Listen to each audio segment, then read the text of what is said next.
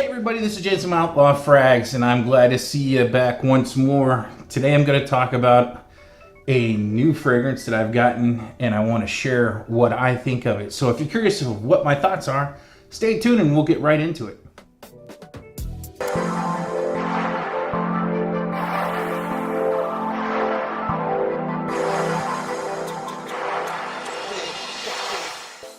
Like I said once more, I'm glad to see you back with me.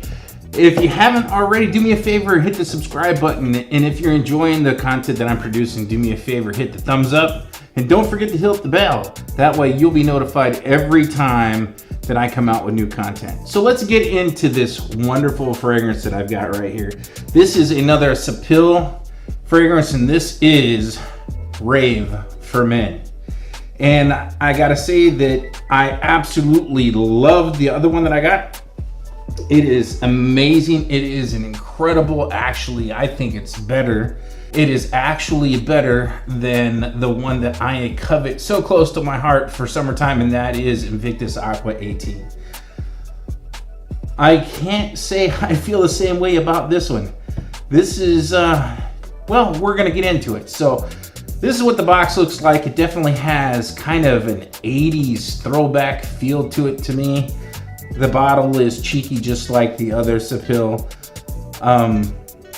This is a 100 ml bottle, and I will say that it is priced extremely cheap. The fragrance doesn't come across smelling cheap, I will say that. When you first spray it, you do not get a blast of alcohol like you do with a lot of really cheap fragrances. That is not the case with this. This one just, well, we'll get into it. The top notes, or actually not the top notes, the accords for this, the top is fruity, the mid is leather, and the base is a musk. As the accords, that sounds okay in theory. The actual top notes are black currant, bergamot, apple, and pineapple. The heart is birch, Moroccan jasmine, and patchouli, and the base is oak moss, musk, ambergris, which it ain't gonna be ambergris, it'll be ambroxan, and vanilla. All of those notes are notes that I like. I will say I do not get the pineapple on top of this that they say. I get a little bit of the apple, and I get a bunch of the bergamot. I don't pick up any of the black currant, and I definitely don't get any jasmine or patchouli out of this whatsoever. I do pick up a little musk at the end. I don't get any vanilla. It's like they picked a whole bunch of notes and said that was what was in this, and then wrote it down, and that's what their advertisement is. What this reminds me of is a dirty citrus. It's not an orange. You know, a lot of people will talk about Terre de Mez being kind of like an earthy or dirty orange. I don't get orange, but I do get a dirty, earthy vibe from this. And I would say, okay, that would be maybe if it had vetiver in it, but they say there's no vetiver in this. I get absolutely zero ambroxan or ambergris in this. I don't get anything really that this company says is in this fragrance. I will say that I do not like this. Not one single bit. I have tried to wear it on multiple occasions. I can't get past the dirtiness. And when I say dirt, I mean like if you go outside and pick up a handful of dirt and smell it, that is really what I get in the dry down of this. It starts off a little fresh. It starts off with a little fruit or citrus. And then from the mid to the dry down, it's just dirty. You know, which sounds crazy, but it's exactly what I get out of this.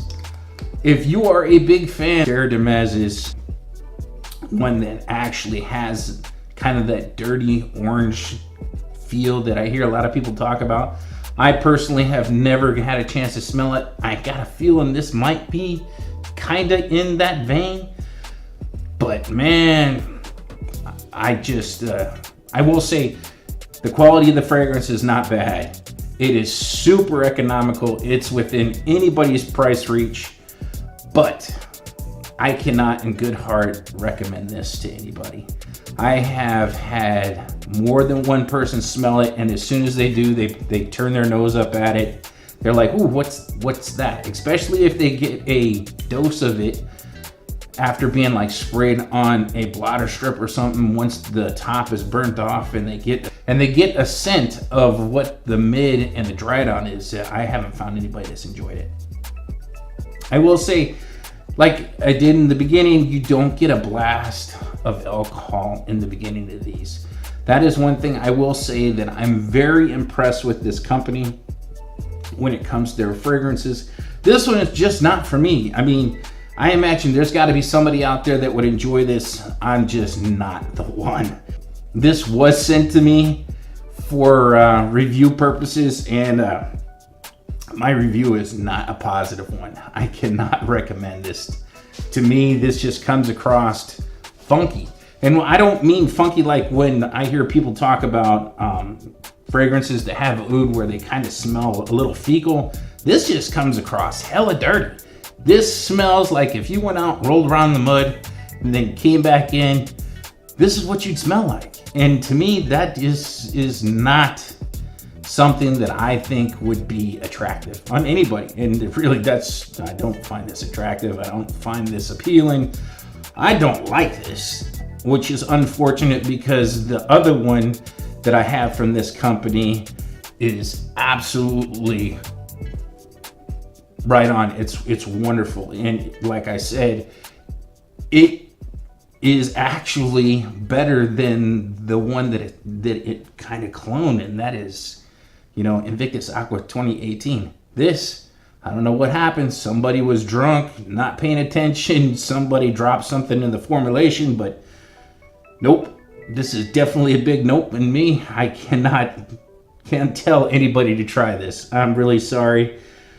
And that's my opinion. I just don't like it. It doesn't come across as anything, like I said, that is attractive or alluring, or just nope. It's a big nope. It's a big explanation nope. I just don't like this. Which is sad, because for the most part, I can find something to appreciate in just about every fragrance that I came across. This is one of the few. There's only been a couple. This is one of the few that just I do not care for, not one little iota. So with all that being said, would I recommend this to somebody? I can't. I think that if you're interested in it, and the notes, because the notes of this sound wonderful. I had such high hopes for this when I first got it. I was like, wow, this is gonna be great. And I was totally let down. If it sounds like something that you might be interested in, I would say, you know what? It's so cheap, I wouldn't even recommend getting a decant of it. To buy the bottle, it's probably 15 to 20 bucks. And if you don't like it, you give it to somebody that you don't like and say, here, put this on, and we won't like you, and we won't like the way you smell. So with all that being said, I want to say thanks for being here with me. I appreciate it, even though I'm talking about a fragrance that I don't like. And as I always say, remember, there's no bad time to smell good. Unfortunately, this doesn't. So until next time, I hope everybody enjoyed what I had to say here today. Even though it wasn't a positive review, I gotta be honest with you guys. This, And remember to watch this through the end. And I mean all the way to the very end. The last 3 videos had something for everybody to find. Make sure that you don't miss out on what's going on. So once again, I'm James. This is OutLaw Frags. And thanks. Until next time, I'll see you later.